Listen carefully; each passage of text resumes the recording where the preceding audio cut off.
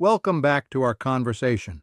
Today we're diving into how lifestyle changes are reshaping our communities. Less drinking, fewer gatherings, and even shrinking families are all part of this transformation. Absolutely, it's quite a shift we're seeing, right? It's fascinating, but also a bit alarming. Yeah, it's like our social fabric is slowly unraveling. Think about it. Back in the 1970s, nearly 3 out of 4 Americans enjoyed a drink.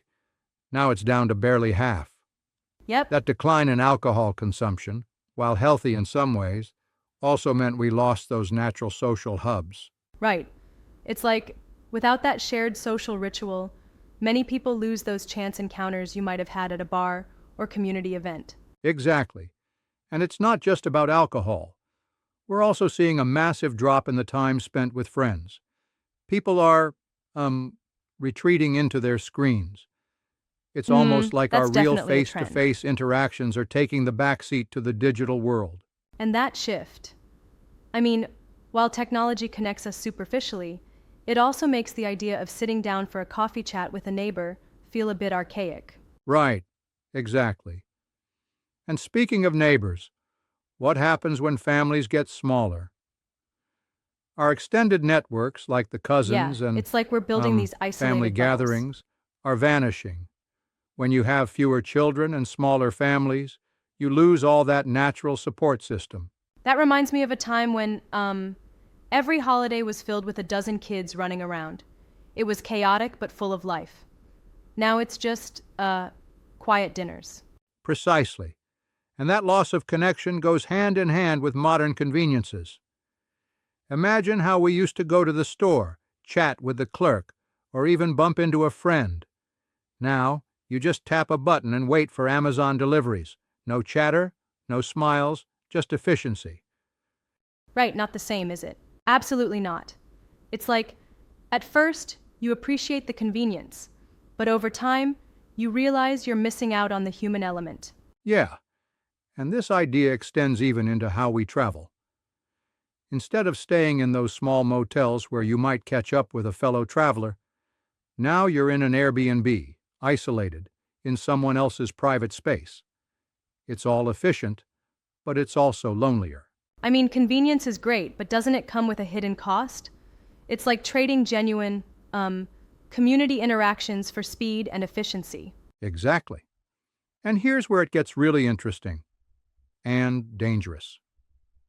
As artificial intelligence starts handling more of our interactions, from customer service to educational roles, we risk pushing human contact completely That to the part really side. stands out. So, you're saying that AI could further contribute to this isolation because we end up talking to machines instead of people?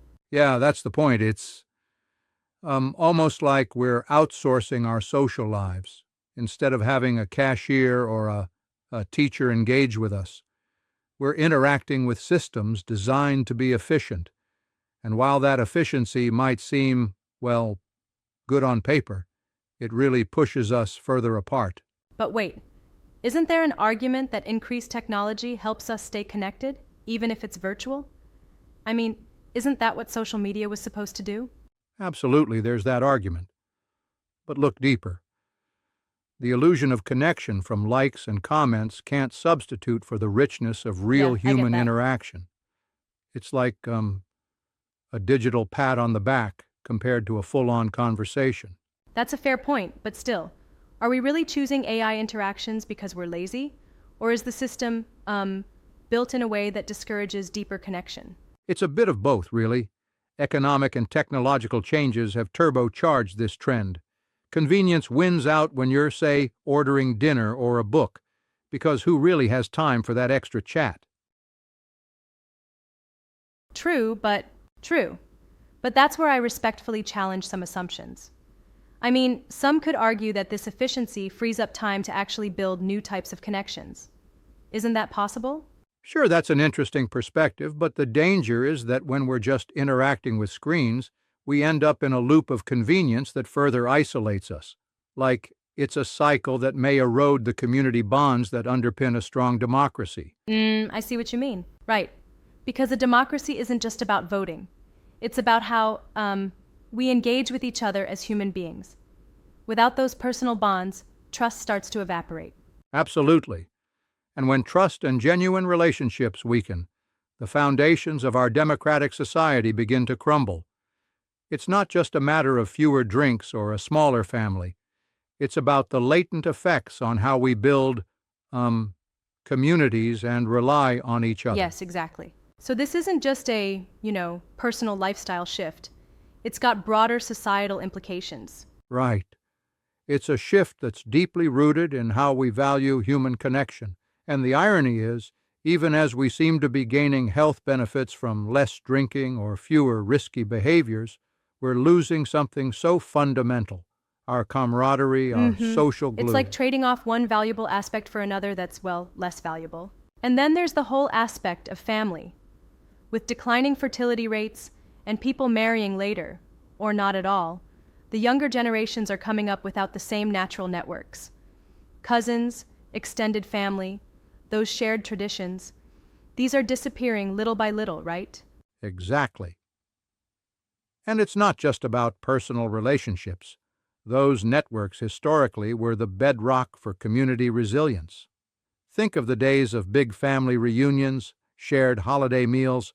That kind of connection really solidified community Yeah, I remember trust. those days. And now, with technology and delivery apps replacing face-to-face encounters, we're looking at a future where our social interactions are, stripped down to efficiency rather than connection. Right. And that isolation can subtly, yet significantly, undermine the very essence of democracy. Without knowing your neighbors, without skills to communicate face to face, it becomes easier for divisiveness to seep in. It's worrisome. Absolutely. Because when people become strangers to each other, the sense of community, and therefore the checks and balances of a healthy society, start to weaken. And it's almost like we're in a trade-off scenario. We gain efficiency, we gain certain health benefits, but we lose the messy, authentic human connections that make us, truly connected. Yeah, that's a pretty stark trade-off. It really makes you wonder if this so-called progress could actually, ironically, be a form of decline. Exactly. It's decline disguised as convenience. And while, technological advancements are undeniably important, we have to keep in mind that progress means nothing if it leaves our communities, our democratic spirit, Right, running that's the dry. paradox. Well, as we move forward, maybe there's a call to action here, to find ways to integrate technology without sacrificing the richness of our human interactions. Definitely. If this conversation ignites even a small spark in anyone, it keeps the discussion alive. We need to remember that every convenience should, ideally, be balanced with the need for genuine human connection. Absolutely, can't agree more.